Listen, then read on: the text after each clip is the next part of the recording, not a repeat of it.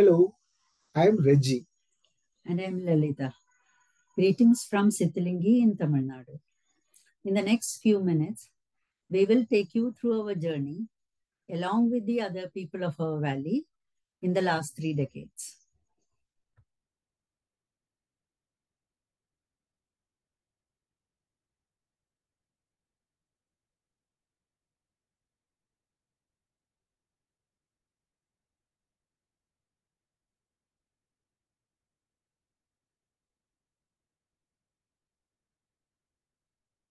We work in the Sittilingi Valley in an organization called Tribal Health Initiative, which was founded by us 30 years ago. Tribal Health Initiative is situated in the Sittilingi Valley, which is a green, verdant valley full of flowing streams. It is situated in South India in the state of Tamil Nadu. We work primarily with indigenous people. 95% of our population are tribals. We have two villages of Lambadis who are actually gypsies who had migrated from North India and now settled down, and one Dalit village. It is an agrarian population which, though earlier had depended on the forest for its food, now uses agriculture to for their livelihoods. In 1993, Lalitha and me, along with our 3-year-old son, came to Sittilingi Valley looking at the health statistics of this valley. We had earlier worked in an organization called Gandhigram in central Tamil Nadu, which was a Gandhian institution, and therefore a lot of our ideas have been influenced by the Gandhian thought. When we came here in 1993, the people here built us a small mud and thatch hut, which the raw materials were contributed by them and also the labor. The nearest medical facility at that time was about 50 kilometers away, and for surgery, people had to go 100 kilometers. The nearest telephone, too, was about 100 kilometers away. And the valley had just 3 buses a day, and during the monsoons, no buses came. There were many problems, but the problems we looked most was at the health indexes. The infant mortality was a shocking 147, as well as a lot of mothers dying in childbirth. There was a lot of problems with livelihood too, because it was a society in transition from a sustenance economy to a capitalist economy. And therefore, without any means for increasing their incomes, the society was in a flux. Over the last 30 years, Tribal Health Initiative the hospital has been much bigger. It is now a 40-bedded hospital with all modern facilities. We have 2 operating theaters. We have about 250 people coming on our outpatient days, and we have a lot of surgeries and deliveries. One of the most significant things is that 95% of our staff are local boys and girls who have been trained by us and who now help us provide specialized care. We have not been lacking in giving the most modern facilities for the locals here. Just because we are a rural hospital does not mean that it is a second-grade care. We give them a first-grade care.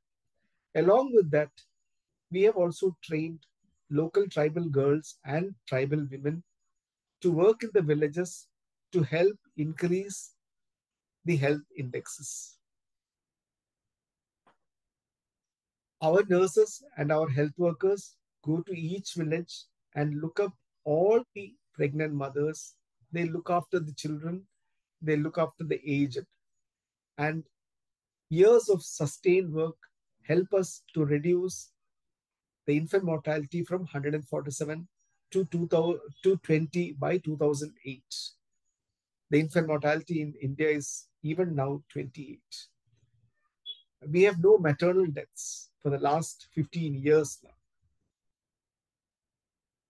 After about 10 years of work, we started looking at the livelihood options. Since farming was their main occupation, we started working with farmers. Now, we started looking at organic farming because we felt that it was not only at their income that we were interested in, we were also interested in their health. It was difficult at first, and it was very difficult from farmer who had been doing inorganic agriculture to shift to organic agriculture. But over the years, we were able to persuade them. And now we have a very good farmer society called SOFA, or Sittilingi Organic Farmers Association, which has about 700 farmers as stakeholders. The organic farming initiative not only brings in self-reliance, it also brings in food security and nutritional security. We did not ignore the women. The women now procure the organic produce from the farmers and help to value add them to make millet powders or millet biscuits and millet papads. This gives them an additional income to their agriculture. For true development to take place, it is always necessary that people govern themselves. And after some years, we realize that unless people take things into their hands, their development will be limited. So we started mobilizing villagers to come and attend village meetings or Gram Sabhas and ask about their rights. In time, the farmers collective decided to put in a candidate for the next elections. And our panchayat president, the president of our village, is now Mrs. Madheshwari Manjunathan, who is also our senior nurse. She is now governing the panchayat. 2 villages in our valley consist of people of Lambadi community. They were a nomadic tribe earlier, but now for the last more than a century are settled in our valley. The Lambadi women used to make their hand embroidered garments earlier, but 3 generations before my generation, they shifted to wearing saris, hence the craft had died down. Ila and Gammi, the founder artisans of PORGAI, had the curiosity to learn the craft from their grandmothers when they were small girls. They, in turn, in the last 16 years, since 2006, have trained the younger women in the craft, and they have revived the traditional craft of Tamil Nadu Lambadi embroidery. Together, the artisans formed a registered society called the PORGAI Artisans Association, run by the artisan and owned by the artisan. On one side, there is a feeling of sisterhood and togetherness and the pride in nurturing a traditional craft, which was on the verge of extinction. On the other side, it prevents migration to cities in search of work. You must remember that most of our artisans are also farmers with small land holding, just 1 to 3 acre land holding. And especially in years when there is not enough rain, it is very difficult to sustain for a family on this small land holding. When you migrate, you earn more money, but at the cost of losing most of the important things that you value in life: your individuality, your freedom, and the access to fresh air, clean water, and healthy and nutritional food. In a nutshell, being able to live in your own village and work from your own homes ensures health, happiness, and social well-being. Some of our products are made of organic cotton grown by the farmers in the farmer society. Later, made into hand-spun, hand-woven, and natural dyed fabric in Gandhigram in Tamil Nadu. These products have touched the lives of 6 types of families: the organic farmer, the hand spinner, the handloom weaver, the natural dyer, the tailor, and the artisan. All of them rural based, most of them women, and all of them from low socioeconomic backgrounds. And all these processes are low carbon footprint processes. In addition to traditional embroidery, we also have been taking inspiration from the abundance of nature around us. So these cushion covers are inspired by the millets that we grow and eat in our valley. Paul Decker has used upcycled fabric along with embroidery and are inspired by the edible berries which grow wildly in our forests. These are not mere designs. These are expressions of our own understanding of our dependence and our commitment to the land and the forests around us. During the pandemic, we had time and we started exploring ourselves more into creative art textiles. This is a textile made in the true Lambadi tradition of upcycling and zero wastage by joining bits and pieces of fabric. It's made with natural indigo dyed fabric, and the thread used for embroidery is also natural dyed twisted yarn.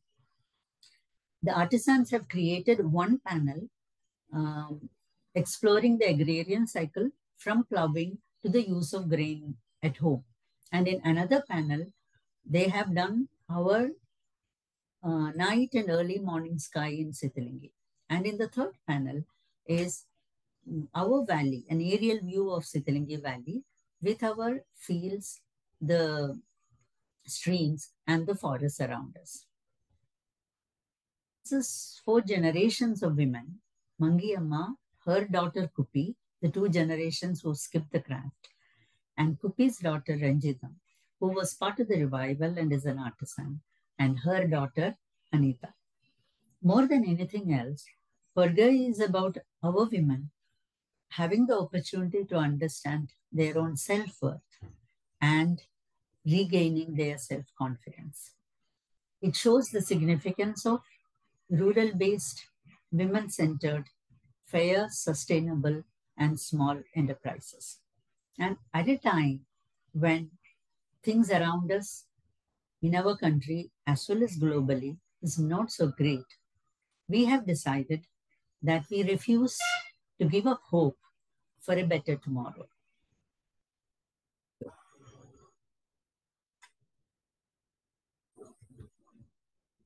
Thank you very much for listening to our story.